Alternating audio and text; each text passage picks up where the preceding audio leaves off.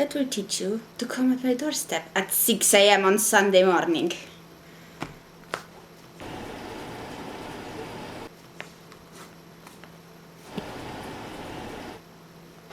Does everything have a cause? Now I forgot where I was.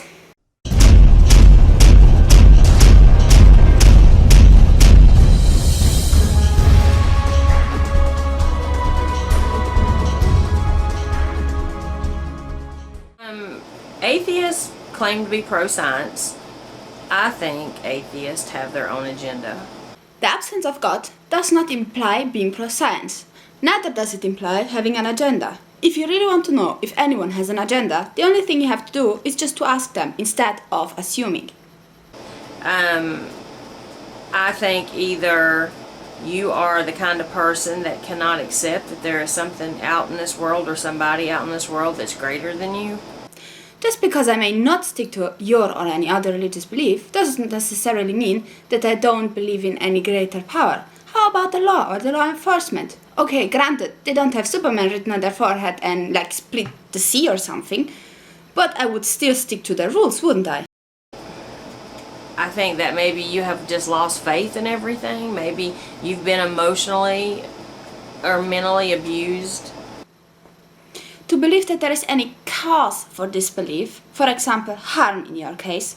Now, I don't think harm may be a good guidance for disbelief. I mean, look at Europe.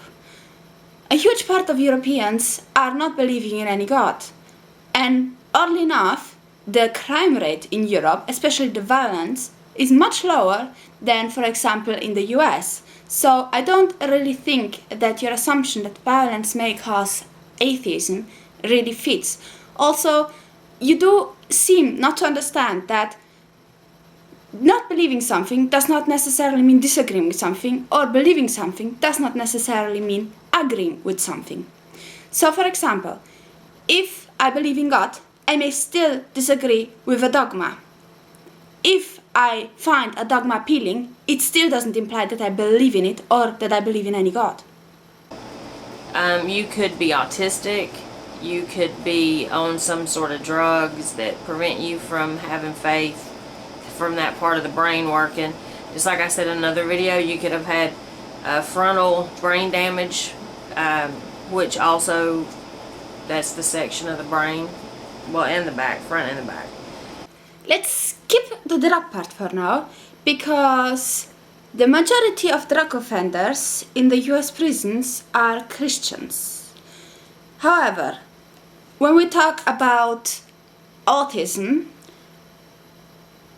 the disbelief in a deity is as much autism as believing in God is bipolar disorder.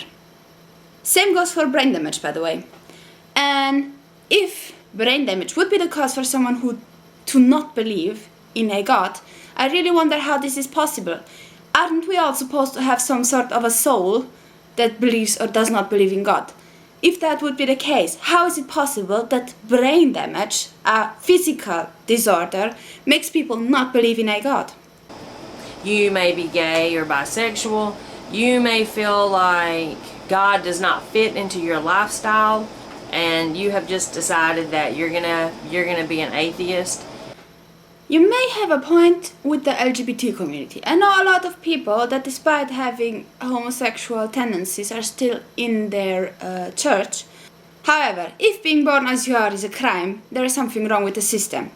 And then you're just going to pretend that you're just so intelligent that you can't help but to be an atheist because your IQ is so off the chart that you can't believe in anything supernatural. That does not, and it makes y'all look like dumbasses. And I ain't trying to be mean, but it for real does. It makes y'all look like a bunch of dumbasses when you got an idiot saying, oh, you know, just stop claiming you're intelligent. Let's talk about intelligence, shall we? There are smart people that are believers, and there are stupid people that are believers. Same goes for atheism. There are smart atheists, and there are not that smart atheists. To put them all into the same bowl makes you sound more stupid than the people that you want to be stupid.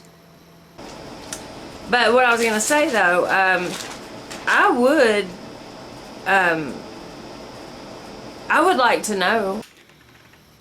Not sharing your belief is no measurement for someone's intelligence.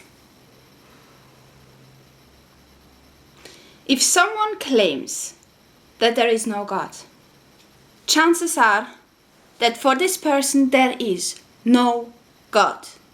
To deny him or her this position means not understanding it while at the same time trying to judge it. And that is, due to my opinion, not that smart. Nothing would be frustrating to somebody that's too intelligent because they understand.